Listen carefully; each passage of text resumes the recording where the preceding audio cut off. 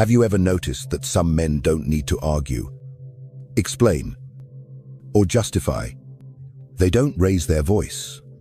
They don't beg for validation. They don't even fight to be seen. They just withdraw. And when they do, something eerie happens. The room feels colder. People grow restless. And silence begins to scream louder than any words ever could. That's not passivity. That's calculated power. Machiavelli understood this intimately. To him, withdrawal is not retreat. It's domination through absence. He wrote, "A prince must know how to disappear without losing his influence. Because absence, when intentional, becomes a mirror. And in that mirror, people don't just see you. They see their dependency, their entitlement, their discomfort with no longer having access to what they took for granted. People don't fear losing your love. They fear losing their grip on you. They don't miss you. They miss their ability to summon you. And if you've been the man who shows up every time, who answers even when it drains you, who explains just to keep the peace, then you've not been loved.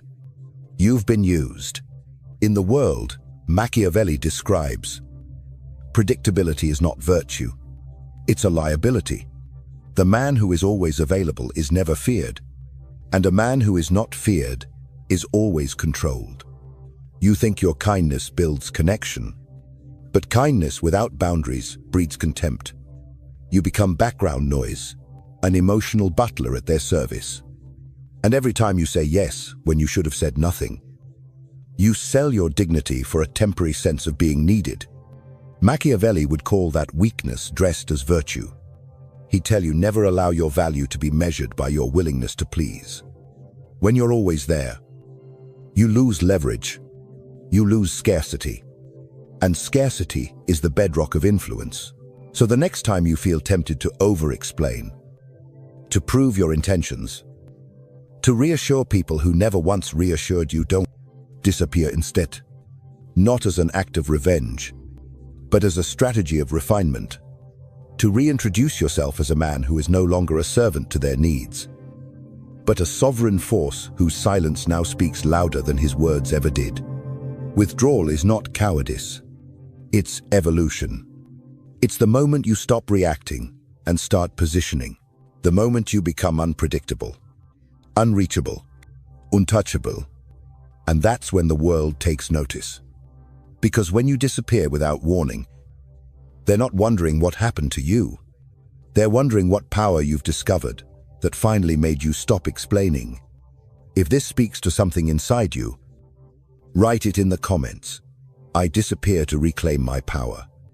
And if you want to walk further down this path of silent strategy, subscribe, not to follow the noise, but to rise above it, as the kind of man who no longer chases respect.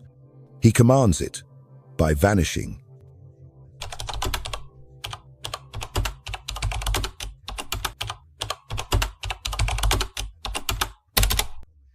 If you want to survive in a world ruled by perception, you must abandon the illusion that goodness alone will protect you. Because the truth is brutal. Being useful is not power. Being predictable is not loyalty. And being always available is the death of respect. From the moment you were born, you were trained to be agreeable. Say yes. Don't make waves. Show up early. Answer quickly. Apologize even when you're not wrong. But Machiavelli would smirk at that conditioning. He didn't believe in moral submission. He believed in power management. And if you're always accessible, always explaining, you've already surrendered the throne of your own life. Because the man who makes himself cheap will never be treated as rare. You think your quick replies show commitment. You think your availability builds connection. But what it really builds is expectation. And expectation always kills appreciation. Machiavelli saw through this charade. He wrote, "The man who seeks to be loved by all becomes the slave of the ungrateful." Because people don't respect the man who always says yes. They exploit him. And here's how it works. They send a message, You respond within seconds. They complain. You explain. They create chaos. You provide peace. You become their crisis manager, their validation machine, their disposable shield against discomfort. But you weren't born to be a buffer for broken people. You were born to build a life ruled by your own values, not their moods. Machiavelli wouldn't comfort you in this state. Head awaken you, he'd say, when they expect you. Disappear, when they depend on you. Detach, when they assume you're theirs, remind them you belong to no one. Because the man who cannot disrupt expectations will be forever ruled by them. You believe explaining yourself makes you noble, but in the eyes of those who manipulate, your explanations are confessions, your transparency is ammunition, and your kindness, without selectivity, is a leash. So what should you do? Break the rhythm, interrupt the pattern, withdraw without warning. Let them wonder what changed. Let them feel the void they pretended didn't matter. Let their comfort with your availability collapse into discomfort with your boundaries. This is how you regain control, by replacing predictability with tactical silence, by answering only when it serves you, by remembering that access to your mind, time, and energy is not a right, it's a reward. So the next time you feel pressured to respond, pause and ask yourself, does this person deserve a piece of my inner world? Or are they just addicted to the version of me that never says no? If it's not a clear and powerful yes, it's a strategic no. This is not cruelty. It's clarity. This is not ego. It's sovereignty. If these words sting good, let them burn through the parts of you that were built to be controlled. And if you're ready to dismantle the part of you that was taught to serve without limit, type in the comments, "My predictability is my enemy." And subscribe, not to follow another voice, but to fortify your own. Because from this moment on, you are not their solution. You are not their convenience. You are a man in command.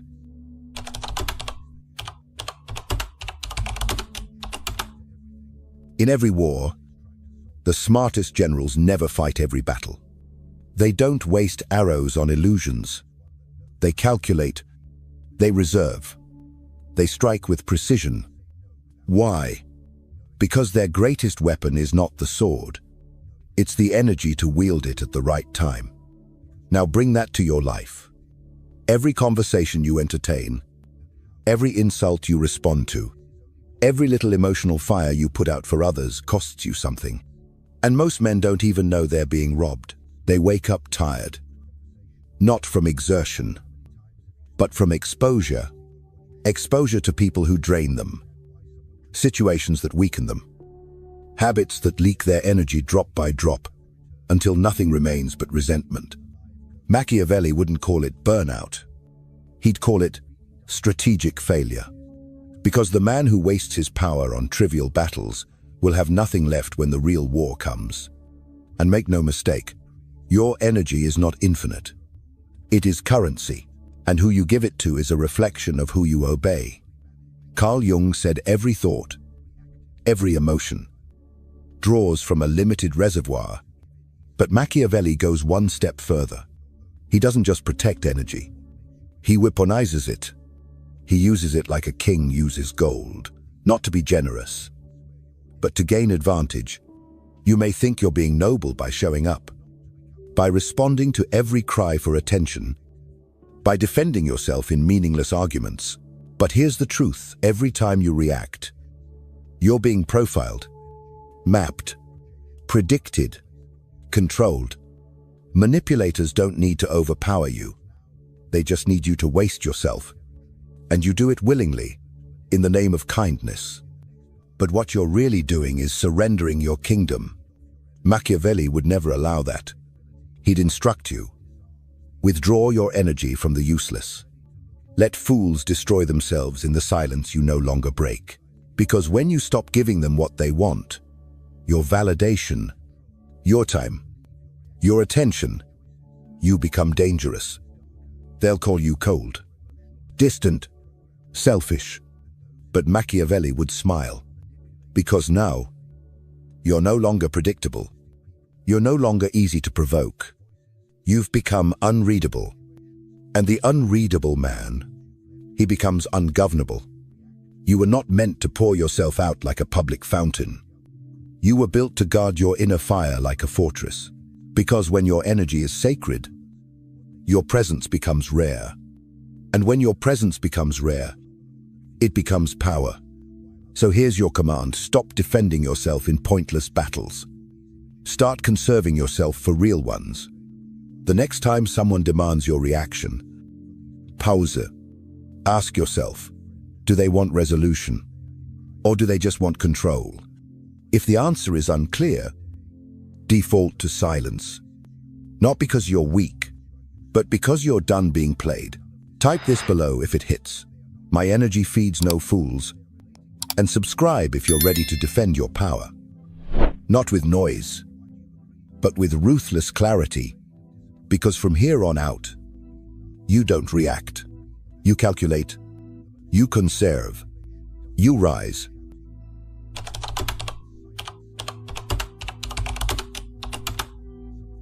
Silence is not retreat. It's not surrender. And it sure as hell is not weakness. Silence is a setup. It is a trap wrapped in stillness. It is the weapon of those who no longer dance to the noise of others. Machiavelli never saw silence as absence. He saw it as camouflage. He wrote, "The wise man does not need to lie. He only needs to withhold. Because in a world where everyone's shouting, the man who says nothing becomes a threat. When you go silent, you disrupt the pattern. You remove yourself from their script. You become unreadable. And what people can't read, they can't control. Those who once praised your goodness, your availability, your kind heart, begin to squirm when you no longer play along. They used to call you kind. Now, they call you distant. They used to say you were dependable. Now, they say you've changed. But understand this, they were never complimenting your character. They were complimenting your compliance. They didn't admire you. They admired their control over you. Machiavelli knew this well. He believed that when silence enters the room, it doesn't calm people. It exposes them. He'd say, silence doesn't confuse the strong. It only terrifies the manipulative, because silence breaks the mirror, and those who used you to see a reflection of their comfort now see only themselves. And most cannot bear what looks back. They loved you, as long as you were predictable, as long as you were their echo chamber, their rescuer, their distraction.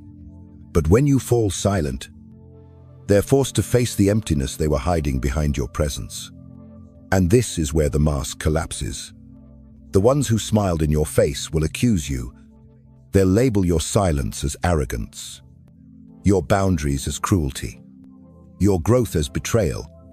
But don't react, because in that moment you are watching their illusion unravel. Carl Jung called it the breakdown of the persona, the mask we wear to be accepted, to be liked, to be safe. But Machiavelli would frame it differently. He'd say, only when the mask falls does the game begin. Because now, you're not who they want you to be. You are who you choose to be. Not polite, not predictably, but powerful. You no longer explain. You no longer soothe. You no longer respond just to keep peace. Let them misinterpret your silence. Let them spiral. Let them dig their own psychological graves trying to decode your stillness. Because the greatest exposure doesn't come from confrontation. It comes from withdrawal. So, here is your internal command. Do not explain. Do not chase. Do not clarify. Let the silence speak.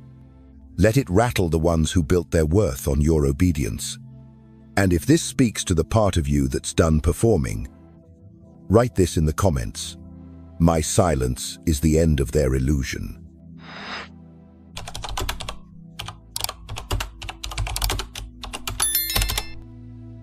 In a world addicted to noise, silence is rebellion.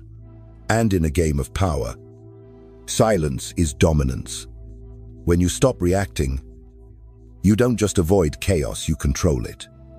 You flip the board. You walk away from the rules they tried to bind you with. Suddenly, they don't know what you're thinking. They don't know how to trigger you. They don't even know if you're still in the game. Machiavelli once wrote, "It is not always necessary to strike. Sometimes, not moving at all is the most terrifying strike of all. Because when you withhold your response, you create pressure, a vacuum that forces the other side to talk more, reveal more, panic more. And in that panic, they give themselves away." Most people have been trained to respond instantly to every insult, every provocation, every emotional bait. Because the moment you react, they've got you. You're no longer sovereign. You're being pulled by invisible strings. But when you resist, when you say nothing, they collapse under the weight of their own projection. Because manipulators hate silence. They can't use it. They can't control it. And they can't predict it. You don't need to shout. You don't need to prove anything. You don't need to win arguments. Because silence is the death of their narrative. It unravels their manipulation without you lifting a finger. Carl Jung believed silence connects you to your true self. But Machiavelli would take it further. He'd say it disconnects your enemies from theirs. It turns their aggression inward.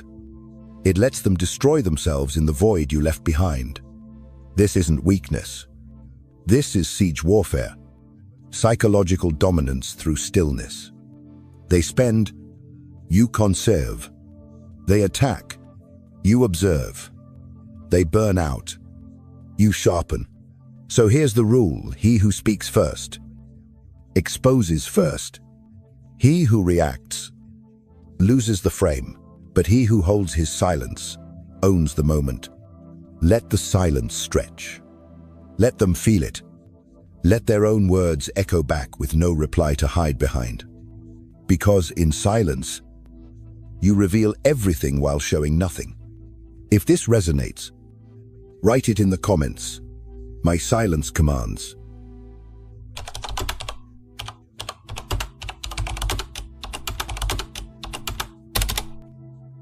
You were conditioned to justify your silence, to apologize for setting boundaries, to defend your need for solitude.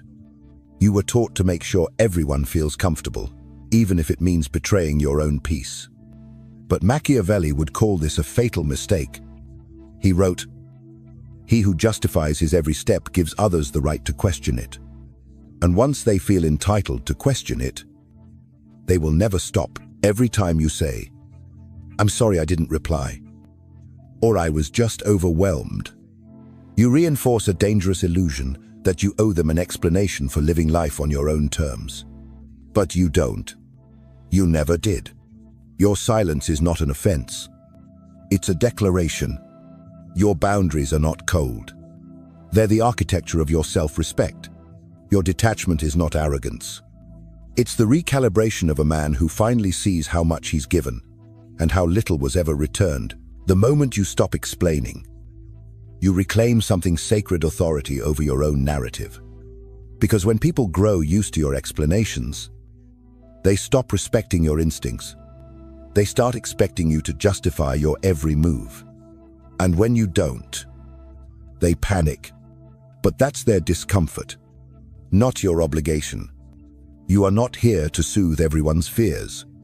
You are not here to be universally liked. You are here to be clear. Clear about who you are. Clear about what you tolerate. Clear about who gets access to you. Machiavelli knew this well. He said, "A ruler must choose between being loved and being respected. Only one of these ensures order. Too many men choose to be loved, and in doing so, they become servants of emotion, slaves to perception. They give their energy to everyone, except themselves. But clarity is a sword, and silence is its sheath. You wield both when you stop defending your peace. So the next time someone says, "You've changed," just smile. Not because they're wrong, but because they've finally noticed. You're not here to be accessible. You're not here to be explainable. You're here to evolve. And evolution doesn't come with a permission slip. So let them speculate. Let them misinterpret. Let them create stories to explain what they're no longer allowed to access. Because every man who rises into sovereignty must first face the guilt of no longer being available to those who only loved his obedience. If you felt this shift in your soul, if you know this transformation is happening in real time, then carve this into your identity. I owe no explanations for protecting my peace.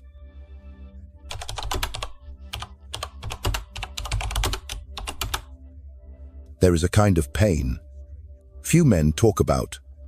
It doesn't come from betrayal, or failure, or loss. It comes from the silence that follows your withdrawal. You stop replying. You stop explaining. You step out of the roles they cast you in. And suddenly, the noise fades, and the stillness begins. At first, it feels like freedom. Then it feels like doubt. Then it hits you, the loneliness, the emptiness, the unfamiliar quiet where their expectations used to live. You start to question yourself. Did I go too far?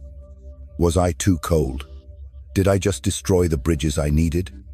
But Machiavelli would meet you in that silence with something colder than comfort. He'd say power is not born in applause, but in isolation. And isolation is not punishment. It is purification. This isn't the pain of losing people. It's the pain of losing the version of you who needed their approval, who lived for their validation, who stayed in rooms just to feel useful. You're not suffering from solitude. You're suffering from withdrawal, from the addiction of being needed, from the comfort of being expected, from the illusion of being liked. Because every time you said yes just to avoid tension, you said no to yourself. Every time you showed up to prove you're good, you stepped further away from what made you powerful. Machiavelli would call this what it truly is, a strategic death. The kind of death that precedes rebirth, because until the obedient version of you dies, the sovereign one can't emerge. Let it hurt. Let it burn. Let the echoes of your old self scream in protest. Because that ache you feel right now, it's not weakness, it's detox. And what's rising in that void is something far more dangerous than anything they've seen before. A man who no longer needs permission. A man who doesn't explain. A man who disappears and returns as his own force of nature. Carl Jung called this individuation. The process of integrating your fragmented self into something whole. But Machiavelli would frame it as a transfer of power, not given to you, but taken by you, from the hands of those who once fed on your need to be seen. It will be uncomfortable. It will feel unnatural. But so does every great transformation. The lion isn't born in a crowd. He's born in solitude. He roars not for approval, but because he finally remembers his own voice. So don't run from the pain. Stand in it. Let it cut. Let it cleanse. Let it crown you. You didn't lose them. You lost the illusion of them. And in doing so, you found yourself. If you feel this shift rising from deep within you, then write it in the comments. My solitude is my sanctuary.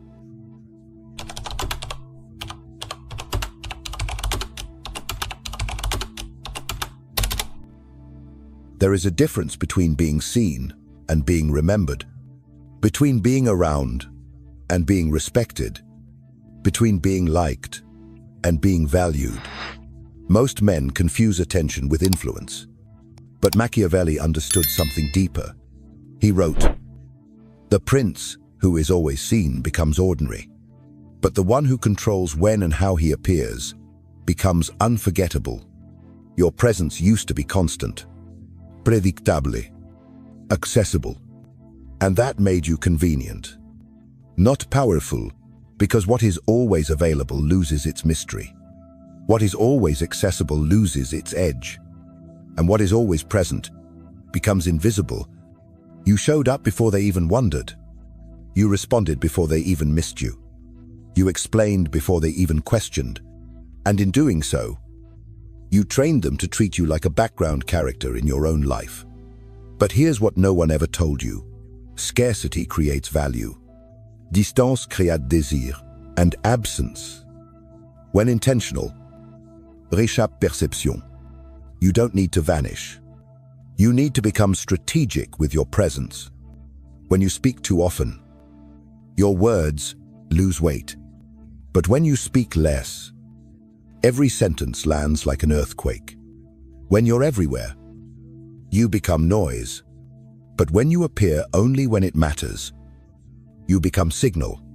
Machiavelli would call this calculated absence. Not to play games, but to build gravity. He would say, let them feel your absence, so they remember the cost of your presence. This isn't manipulation. It's asset protection. Your time, your energy, your mind, your emotional bandwidth. These are not donations. They are investments. And not everyone qualifies. So here's the new standard. Not everyone gets a reply. Not everyone gets an explanation. Not everyone earns your presence.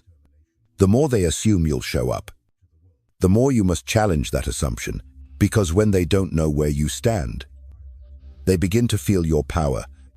Think of gold. Its value isn't in how bright it shines.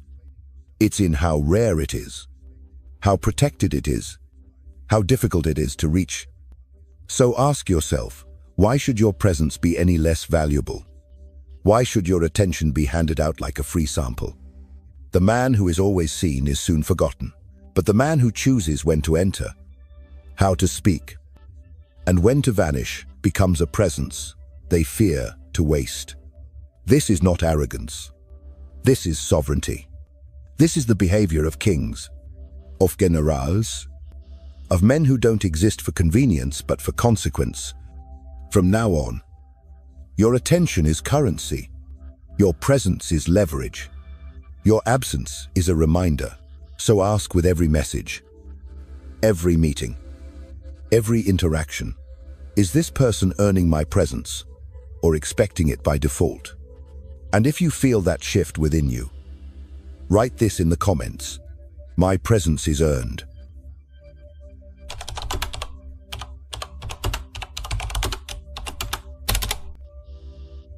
What you've just walked through is not a guide to being liked. It's not self-help. It's not therapy. This is war. A psychological war. A war between who you were trained to be and who you must now become. Machiavelli never promised peace. He promised clarity. He didn't teach comfort. He taught control. He didn't value kindness without power. He valued power disguised as kindness and withdrawn when kindness becomes a leash. If you've paid attention, you now understand one truth that governs everything. A man who does not command himself will be commanded by others. And command begins with one act: withdrawal. Withdrawal from weakness, from over-explaining, from emotional servitude, from being the man who shows up for everyone but himself. When you withdraw, you create distance. And in that distance, you become mysterious, unreadable, uncontrollable.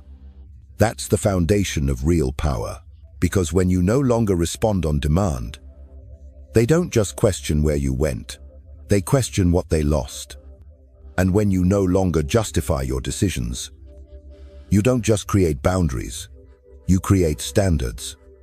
The moment you stop chasing clarity in others, you begin building certainty within yourself. You stop performing. You stop apologizing. You stop explaining your evolution to people who only knew your obedience. Machiavelli would tell you this power is not granted. It is taken, and it is sustained not by force, but by calculation. You are not here to be emotionally available.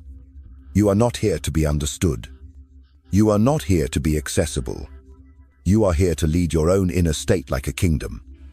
To decide who enters, who stays, and who never gets a key again. This is the Machiavellian man. He doesn't explain.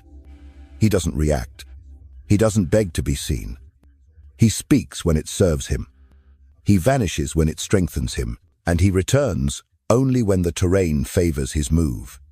Your new life does not begin with applause.